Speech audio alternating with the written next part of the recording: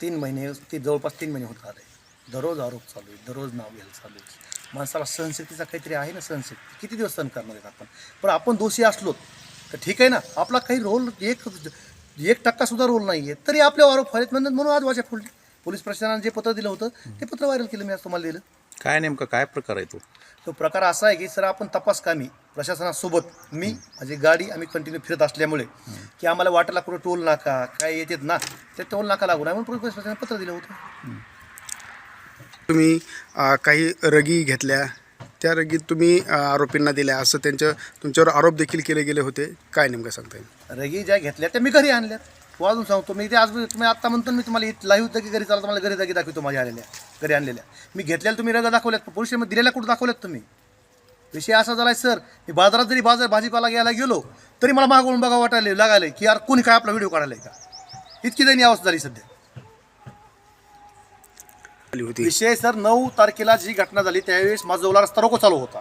रस्ता रोको चालू असल्यामुळे कोणतीही गाडी इकडे किंवा तिकडे जात नव्हती. तर मला फोन आला शेलार सरांचा की आपल्याला असाच तपास का मी तिकडे जायचं आहे. ठीक आहे म्हणलं सर, मग आरोप पकडायला जायचे. मग आलो, त्यांची गाडी पाठीमागे लावली, मजुरात लावली. मग आम्ही इथून API गोसावी साहेब, मी भागवत शेलार आणि 2-4 मित्र टाकून आम्ही इथून गाडी गेलो. नांदूरला गेल्यानंतर आम्हाला टीप आली की तांब्यामध्ये 2 आरोपी आहेत. आम्ही 4-5 किलोमीटर शेतामध्ये चलून 2 आरोपी पकडून दिले. एक आरोपी केजमध्ये पाटील साहेब यांना भवानी चौकात दिला. दुसरा आरोपी जयराम ताटे आम्ही सोबत घेऊन वाशीला गेलो. वाशीहून पुन्हा बीडला तो जमा केला.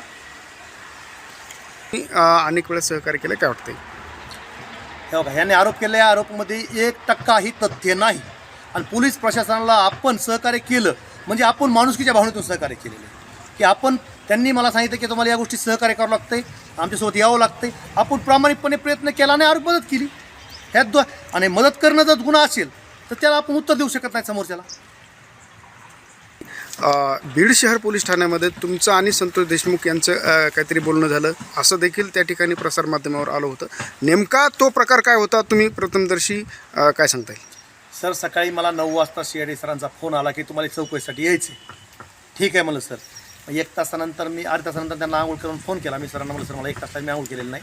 ज्यावेळेस मी इथं आल्यानंतर कॉल बॅक केला. सर म्हणलं मी माझं आटपलं आहे. तर सर म्हणले तुम्ही केरला या.